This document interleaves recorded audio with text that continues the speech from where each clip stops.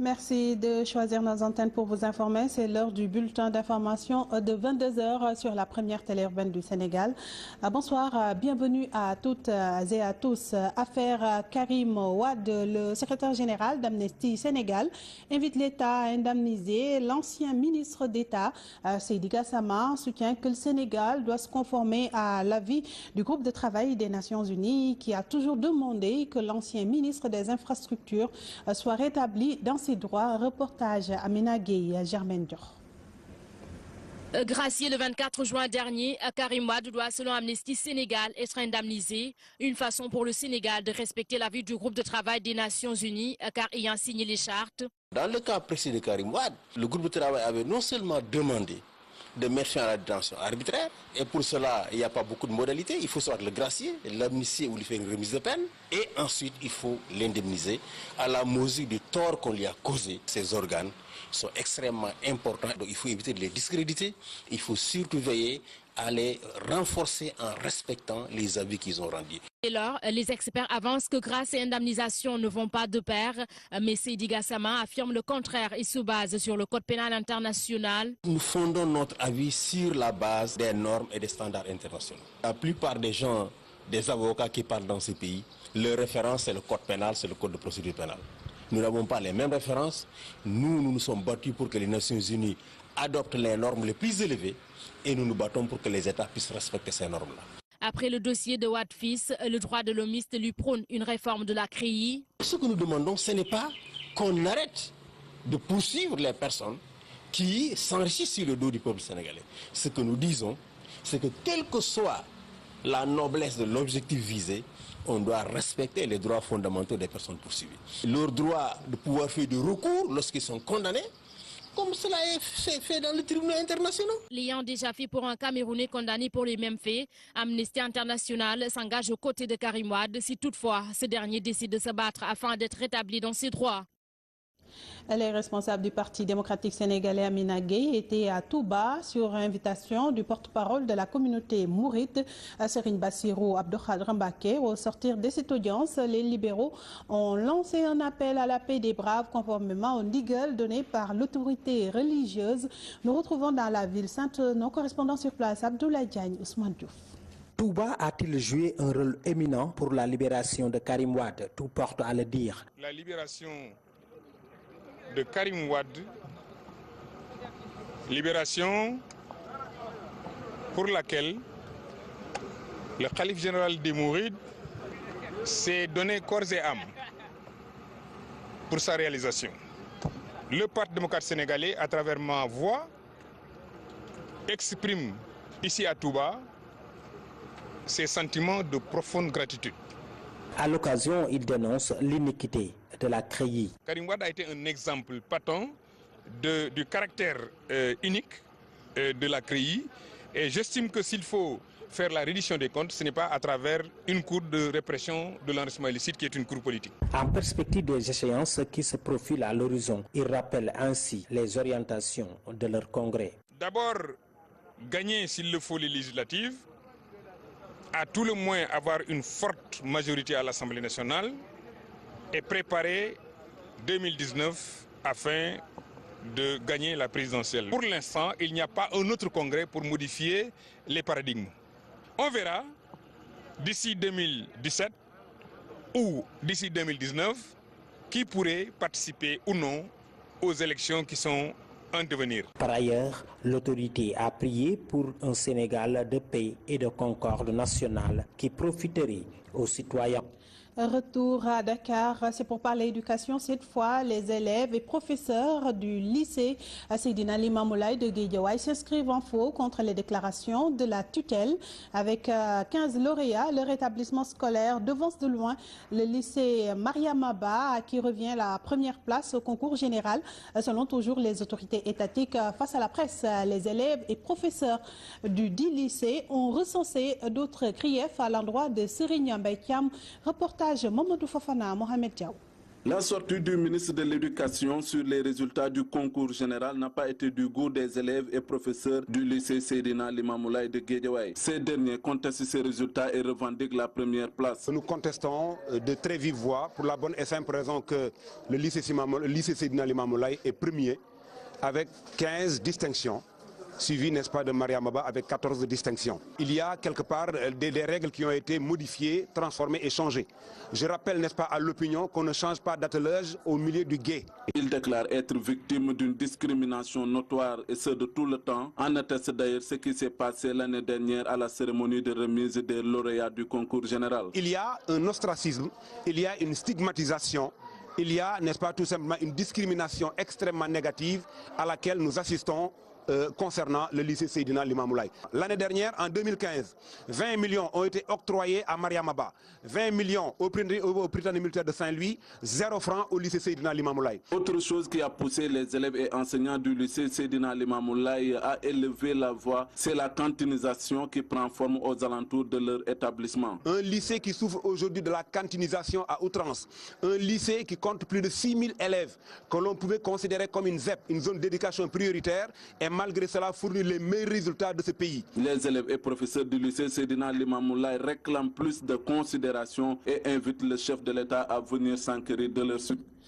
Pointé du doigt dans la cantinisation du lycée Limamou Laye de Guédiawaye, le maire de Ndiarème Limamou Laye, BDCI apporte ici sa version des faits. Je propose de suivre sa réaction. Quand moi je suis arrivé, j'ai déjà trouvé des cantines tout autour. Et à la suite d'un de leurs mouvements, ils avaient demandé à ce que les cantines soient enlevées. Et nous avons réussi à déguerpir les gens sans problème aucun. Les gens ont commencé à se réinstaller de manière très anarchique. En tout cas, pire que de par le passé. Quand j'ai échangé avec le conseil de gestion des professeurs, ils m'ont envoyé cette correspondance depuis le mois de décembre pour essayer de voir comment faire pour réorganiser l'espace. On a dit, on fait revenir les anciens occupants, mais avec des cantines plus ou moins correctes. Ce projet, j'ai travaillé sur ça avec le responsable du collectif des professeurs et le président de l'APE. Ce projet vient juste de démarrer. Mais je l'ai démarré sur la base de cette demande qui m'a été formulée. Retrait des enfants talibés dans les rues de Dakar. Malgré l'effet d'annonce de cette mesure, les enfants talibés sont visibles dans les rues de la capitale sénégalaise. Nos reporters Neydi Mendaw et Germaine Dior ont promené leurs caméras aux alentours des allées. Khalifa Babakarsi, reportage. Nous avons apparemment quelques difficultés sur cet élément de Neydi Mendaw qui a fait un tour dans les rues de la capitale sénégalaise pour faire le constat si oui ou non les enfants talibés circulent toujours dans les rues de la capitale sénégalaise. Reportage. Apparemment, nous avons quelques difficultés sur cet élément de Neydi Mendaw. Nous y reviendrons. En attendant, nous vous proposons la réaction de Seydi Gassama qui revient sur cette décision de l'État du Sénégal. Le droit de l'homiste pense que des mesures ont été prises sans suite, raison pour laquelle il émet des réserves sur cette volonté des autorités sénégalaises.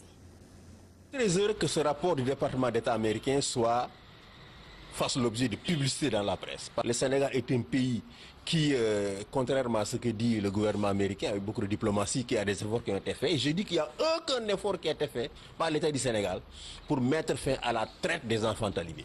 Les enfants talibés sont exploités de façon honteuse par des maîtres coraniques et l'État du Sénégal n'a jamais rien fait pour mettre fin à cela.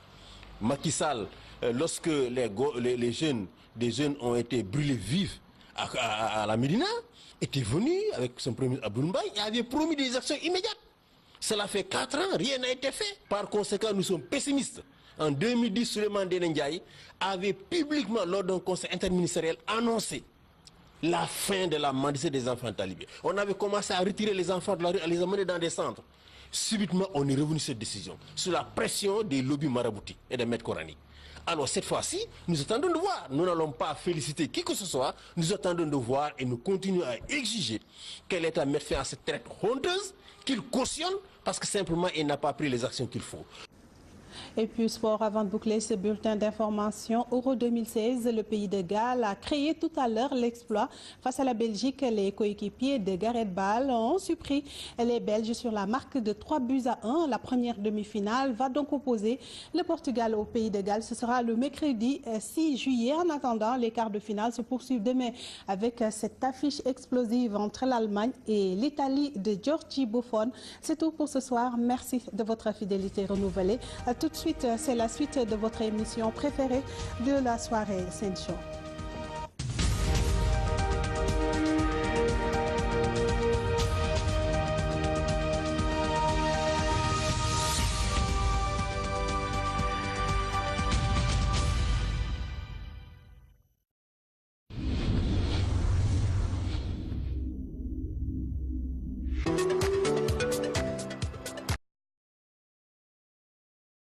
Qui s'enrichit sur le dos du peuple sénégalais. Ce que nous disons, c'est que quelle que soit la noblesse de l'objectif visé, on doit respecter les droits fondamentaux des personnes poursuivies. Leur droit de pouvoir faire des recours lorsqu'ils sont condamnés, comme cela est fait dans les tribunaux internationaux. L'ayant déjà fait pour un Camerounais condamné pour les mêmes faits, Amnesty International s'engage aux côtés de Karim Wade si toutefois ce dernier décide de se battre afin d'être rétabli dans ses droits.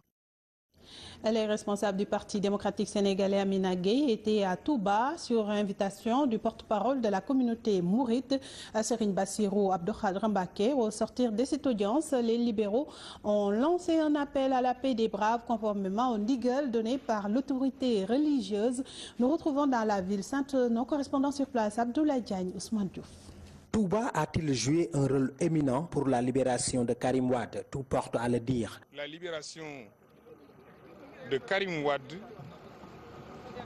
libération pour laquelle le calife général des Mourides s'est donné corps et âme pour sa réalisation.